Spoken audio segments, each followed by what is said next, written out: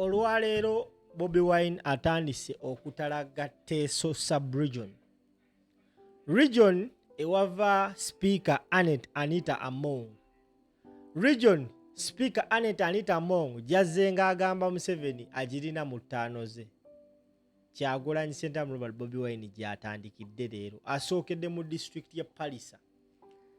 Gwe gw'omuyeye gw'abantu yoyo nasiisi w'abantu amwaniriza ng'ayingira Pallisa. Jolo Quality Properties and Real Estate Consultants batuwadde ekibbiitu at only 1.5 million. Grab yourself a plot of land owone okukonkona landlord. This is what is happening in Pallisa. On Saturday, Bobi Wine is going to be in Bukedia district Anita Among gye yeesimbyewo nga woman member of parliament. The same district we yalemesa aba NUP ogenda ku ballot ne bamulangirira nga unopposed. Kati Pallisa webanga ebadde bweti then kiki kyolowooza ekinaabeere Bukedia. Now ngenda kuwa ebintu bibiri byensuubira ebigenda okuhappening e Bukedia. First and foremost, Bobi Wine ayinza obutakkirizibwa kuyingira district ye Bukedia. Mbuuza lwaki? Anita Among ye muntu gwe mmanyi atayagala kintu kye bayita kugezesa. Okategedde? Akalulu akaggwa ye yamanyi atalina buwagizi Bukedia era n'agootaanya buli kimu bamaliriza bamulangiridde unopposed. In the same way, it so happened this time round nti NUP yasooka oteekayo Mase Asio Alupo ye baamugaanirawo ogenda ku ballot nga bagamba si mulonzi we Bukedia.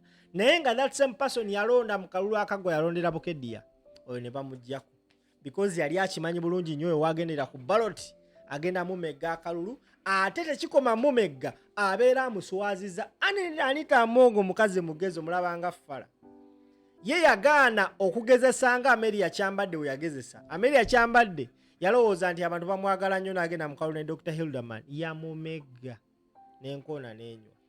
Kati ye Among agamba sigenda kugezesa sisobola waakiri kati yali unopposed. Bobi Wine okugenda mu Bukedia agenda kukakasa agenda kuteekawo statement emulaga nti ene Bukedia nayo ntwalayo.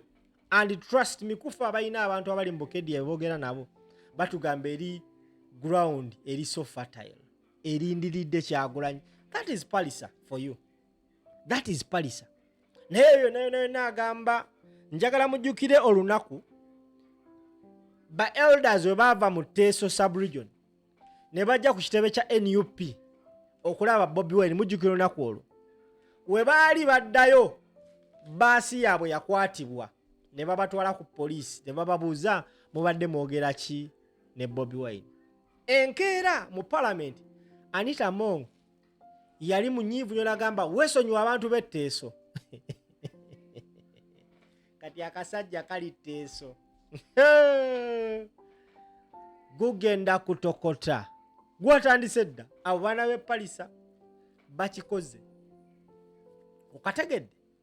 Kati eno Olwaleero babaali tebasuubira nti ajja kufuna such a crowd era tebataddeyo deployment nga bamanyi Anita Among kyaggwa mama nnyabo.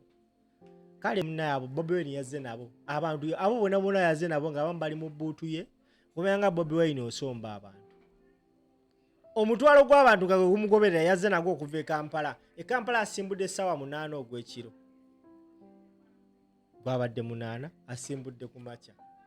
Pallisa agiyingidde zigenda mu ssaawa 5-6 naye sooka olabe mu abo boolengerawo tekuliko muvubuka tekuliko mukadde bonna bavubuka.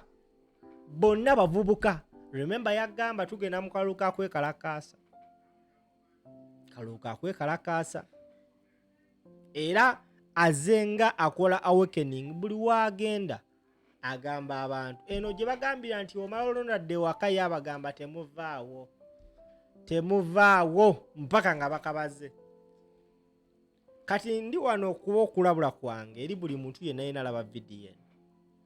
Wobanga owulira tolina misinde okawulira, wobanga owulira togumizza mugongo, oli waddembe okutambula mpola mpola. Wetunaatukira olonda ojja kuba oli ku boda either ey'e Kenya, eya Tanzania, oba ey'e Congo, oba ey'e Rwanda, oba ey'e Burundi, oba ey'e Sudaani, kubanga gugenda kutokota. Omanyi lwaki kugambye? CDF mwazikano gaba yagambye omala olondadde waka anaagaana tugenda kukozesa each and every mean within our disposal. Ate ye Attorney General w'eggwanga Uganda kiri wakiwanuka agambye omala olonda tosigala ku polling station. Polling station ebeera marked. N'agamba it is okay okubeera 100 meters oba 20 meters nga ssemateeka bw'akirambika. Gwe njagala kubuuza gwa ndaba, why is there panic right now? Because of late ekyo teyali nsonga. Wetwalondanga abantu baasigaliza nalondera wano ku kyaki waffe Kulambiro. Ng'omala olonda it is okay n'osigalawo. Naye this time round bantu bali ku panic. Panic yabakutedda. Pallisa awuumye. Nabagamba gwe wenna wenna akyagamba nti Masaka ekyasinze yabadde Lubaga wakiraba ekyabaddeyo. Weyali Kawempe walaba ekyaliyo. Weyali Nakawa walaba ekyaliyo. Bwe yali e Masaka, we yali e Luweero, kati wuno abadde Pallisa leero. We yali alo walaba ekyaliyo, kati wakyaliyo omugugu gumu. Baguyita Mbaale. Embaale bagenda kusala n'abantu embalu Bobi wanajjayo. Okategedde? So it is happening right now. Teso sub-region, yemu ku regions kale zitalina abantu bangi nnyo according to the number of registered voters, si bangi nnyo, naye ate eno yo byemu ku Bobi Wine bya NUP byalina okusinga okuteekamu essira. Okitegeera because eno basobola